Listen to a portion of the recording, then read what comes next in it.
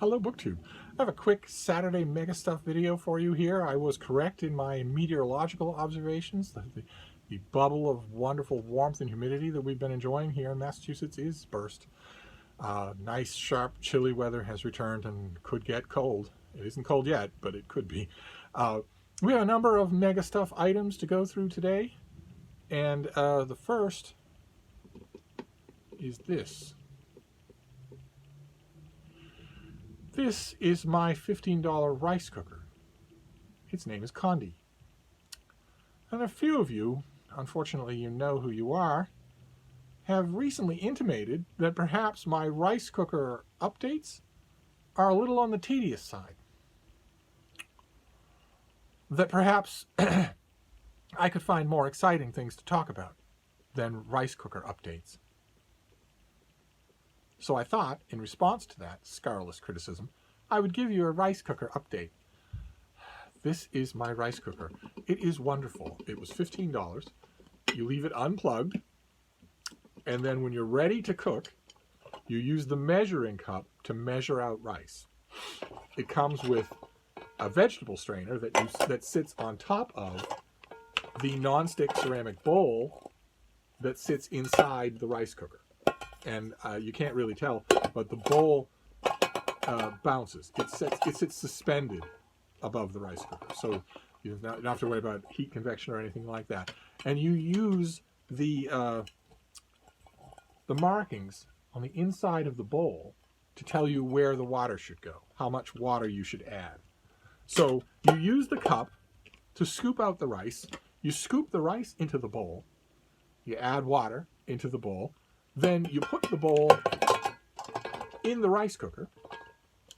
You put the lid on top with the little hole that vents the steam pointed away from any counters or shelves of any kind, pointed into the open air, and try not to pass your hand over that either. And then when you're ready, you click this button here. And the hot indicator turns on to let you know that it is steaming, that it is cooking your food. And then when it's done cooking your food, you don't have to think about it. You don't have to swoop in and turn things over or stir things at all. You just leave it. You walk away, and when it's done doing that, it switches to warm. So that your food just isn't going cold in case you've forgotten about it. And then once you come back to your rice cooker and you see that it has shifted to warm, unplug the device, lift up the lid. In this case, the lid comes with a little thing like that, so you can attach it to the handle like that. It's not just rolling all over the place. And see what you've got. See the wonders that you've got. I am experimenting now. I have tried this a few times with rice pilaf, and it has worked wonderfully. Absolutely wonderfully. I've had a little bit of trial and error in terms of estimating how much water I need for the kind of rice texture that I want coming out of it, but I have... that trial and error is over. I am now got the hang of that, and I am now experimenting with steaming vegetables. And that does require a little bit more care than just set it and forget it cooking rice, because you don't want to be steaming broccoli or spinach or anything for the whole of the 20 minutes that you need to be steaming rice. You don't want to be doing that, or you won't have much left of your vegetables when you're done. That does require a bit of control. You sort of have to look at what you're doing. You have to interrupt the procedure 5 minutes in to make sure that your vegetables are not oversteamed. So that is your rice cooker update for today. But I have some other MegaStuff updates to give you as well, and one book that we'll do. One other MegaStuff update that I want to give you is a happy one about NaNoWriMo. I am participating, as always. What's the matter, baby? Huh? You want to see your fans? Whoa.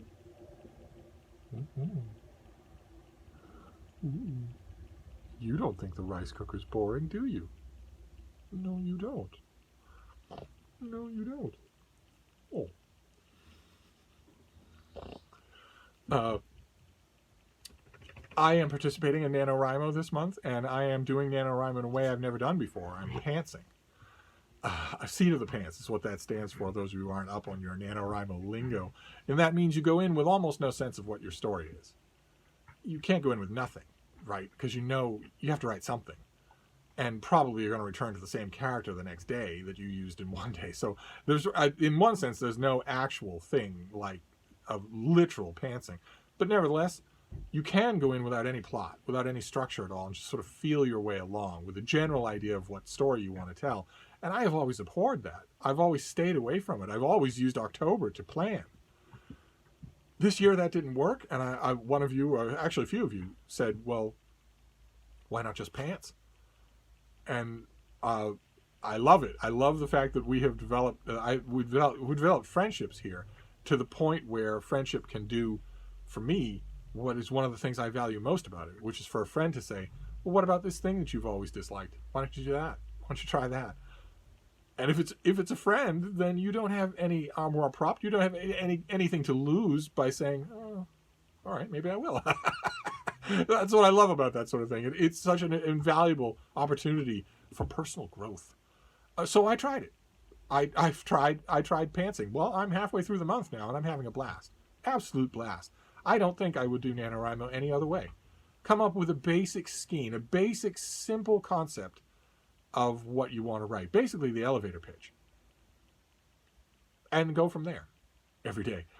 I could see where it would be lethal if you really didn't have much in the way of writing discipline, but I do. So that's not a question at all. So some people maybe don't have a lot of in-place writing discipline. For them, they're going to want the structure and support of an outline. Otherwise, they won't have anything to fall back on. But I'm not like that, so I'm having a blast. But that's not my NaNoWriMo MegaStuff. My NaNoWriMo MegaStuff is that today, while I was writing my pages, I got a fantastic idea for another story. And the reason I'm happy about that instead of sad is because it did not displace my current NaNoWriMo project. I hate it when that happens, when you're working on something and an idea comes into your head almost fully formed that you just plain want to write more. That didn't happen, but boy, oh boy, do I want to write the idea that came up today. A piece of contemporary fiction, not science fiction, not historical fiction, and about the theater. Oh boy, do I want to do that. And I will. The next chance I get. In the new year, I will write that. I have a couple of other writing projects that I'm shifting all around as the year bears down to December. And a couple of those, all things being equal, all things continuing into 2021, will be things that will get a large amount of my time. But even so, there will be room for fiction. So that is a NaNoWriMo update, which is that things could not be going better. Not only am I having a blast every day discovering what my story is and trying to make it make sense, that becomes the challenge. Keeping it all consistent and making it make sense and be enjoyable, that becomes the challenge. Doing all of that without knowing ahead of time what your details are is thrilling, just thrilling. But also that a great idea came to me, an idea that I know for sure. No, there's no probing all around. No, I'll roll it around in my head and see how it works. No, nothing like that. I knew as soon as I thought it that it is a long-term idea. It will bear the weight of writing from start to finish. It is a corker of an idea. So that NaNoWriMo is all positive. What is it, baby? What is it? And then the last thing we'll do, since this MegaStuff video doesn't have to be long, is a book. And I'm not saying a book package because this was already opened. My surly houseboy opened it by mistake. Unusual for him to do. He usually doesn't care about such things. But maybe he's expecting a package, or maybe he mistook it for something that was household related. I don't know one way or another, but I found it opened, and he's the only suspect since Frida doesn't have thumbs.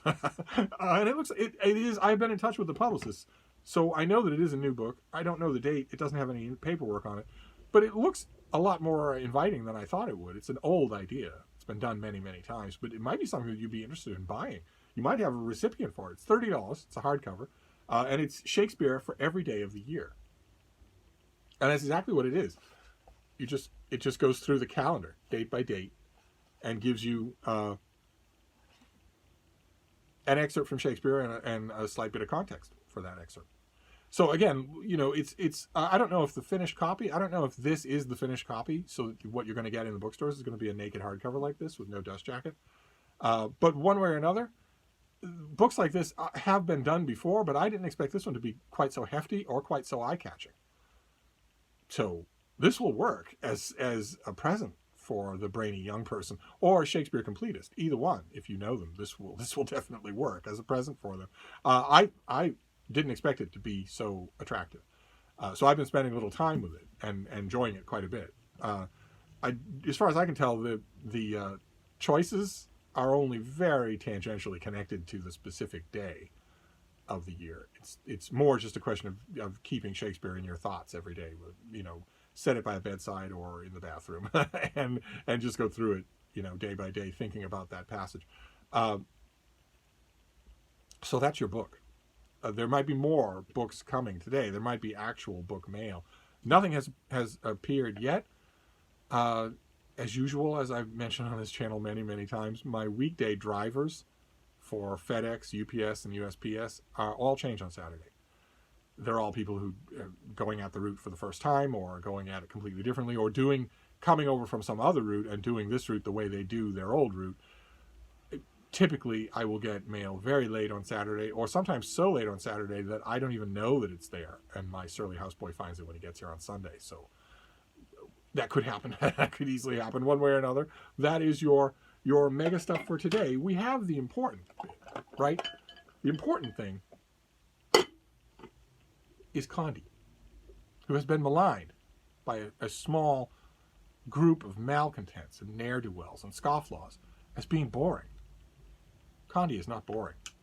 I mean, this comes with its own spatula. That is not boring. Okay? Anyway, that is your mega stuff video for today. I'm going to take the bean for a walk, and then I'm going to come back and thoroughly clean my hands, and then I'm going to use this rice cooker to make a lovely supper. But in the meantime, I'll wrap this up, and I will see you soon. Thank you, BookTube.